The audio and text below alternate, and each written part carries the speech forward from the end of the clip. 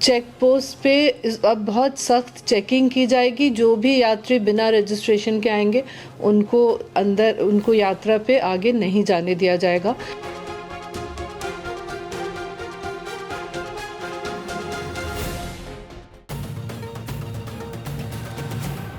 अगर आप उत्तराखंड में चार धाम यात्रा पर जाने वाले हैं तो ये वीडियो जरूर देखें, क्योंकि इस वीडियो में वो जानकारी आप तक पहुंचाएंगे जो उत्तराखंड की मुख्य सचिव ने एडवाइजरी जारी की है और नए नियम जो लागू किए गए हैं चार धाम यात्रा के लिए, वो तमाम जानकारी इस रिपोर्ट में जानेंगे। साथ साथ जानेंगे कि चार धाम यात्रा में कि चारों मंदिरों के पास मोबाइल पर क्यों बैन लगा है। नमस्कार, आप देख रहे हैं उत्तराखंड तक, मैं हूं आपके साथ विजय नेगी। चार धाम यात्रा अपने चरम पर है।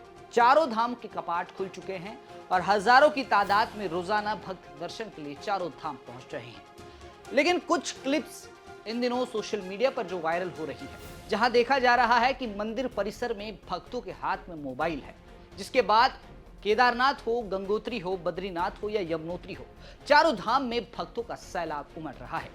ऐसे में मुख्य सचिव राधा रतूड़ी ने जो निर्देश जारी किए हैं, उसमें साफ तौर पर उनके द्वारा कहा गया है कि केदारनाथ, बद्रीनाथ, यमुनोत्री और गंगोत्री धाम के 200 मीटर के दायरे तक मोबाइल फोन का यूज बैन कर दिया गया है। यानी कि जो भक्त, जो यात्री रील्स बनाने के लिए धामों में तक जा रहे थे, उनके लिए ये बुरी खबर है।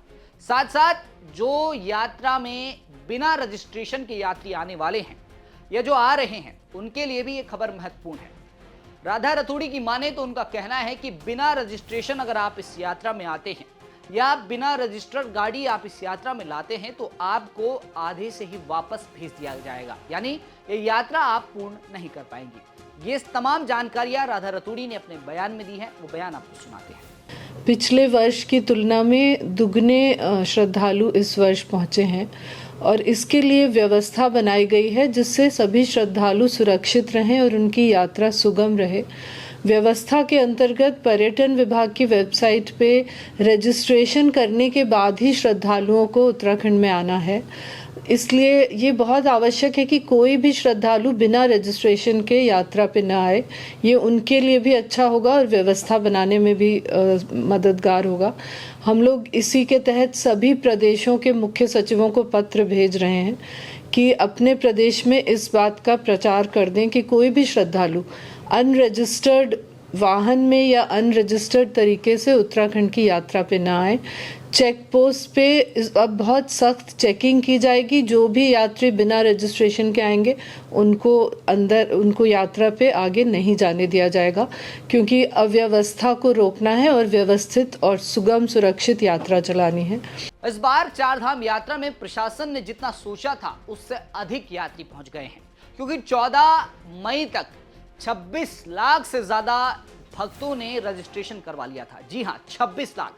यह आंकड़ा अपने आप में बहुत बड़ा है, क्योंकि अभी यात्रा को महज एक हफ्ता हुआ है और ऐसे में 26 लाख यात्रियों का रजिस्ट्रेशन इस बात की ओर इशारा कर रहा है कि इस बार की यात्रा बड़ी होने वाली है। इस बार जब यात्रा खत्म होगी तो भक्तों की संख्या चौंकाने वाली होगी, क्योंकि चारों धाम में इस वक्त भक्तों का सैलाब उमड़ रहा है। खासकर के केदारनाथ में, केदारनाथ के पैदल रास्तों से लेकर हाईवे तक इन दिनों व्यस्त नजर आ रहे हैं। हाईवे पर लंबी कतार गाड़ियों की लगी हुई है, वहीं रास्तों पर घोड़े खच्चर और यात्री पैदल चल रहे हैं।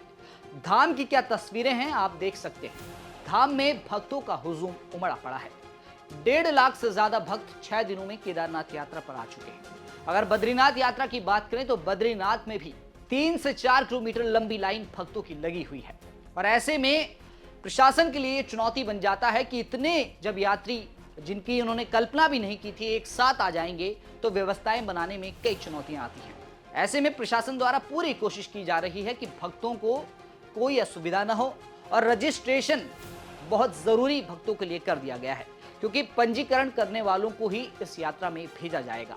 कुछ दिनों पहले तस्वीर आ रही थी कि हाईवे पर यात्रियों को रोका जा रहा है, जिसकी वजह थी कि उनके द्वारा पंजीकरण नहीं करवाया गया।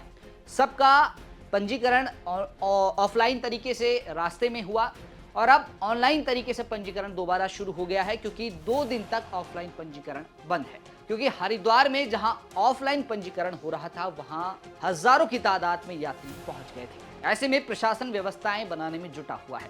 आने वाले दिनों में ये यात्रा अपने चरम पर पहुंचेगी, तो भक्तों का किस तरह का सैलाब उमड़ेगा ये देखना होगा। लेकिन फिलहाल जिस कदर चार धाम यात्रा में यात्री आ रहे हैं, वो अपने आप में प्रशासन के लिए बड़ी चुनौती बन गया है। हालांकि प्रशासन द्वारा कई निर्देश जारी किए गए हैं। अब देखना यह होगा कि इन निर्देशों से क्या व्यवस्था ठीक से हो पाती है, सुविधाएं यात्रियों को मिल पाती है या नहीं। ये तमाम जानकारी जुटाई थी हमारे सहयोगी अवनीश चौधरी ने। फिलहाल के लिए इतना ही। आप देखते रहें उत्तराखंड तक।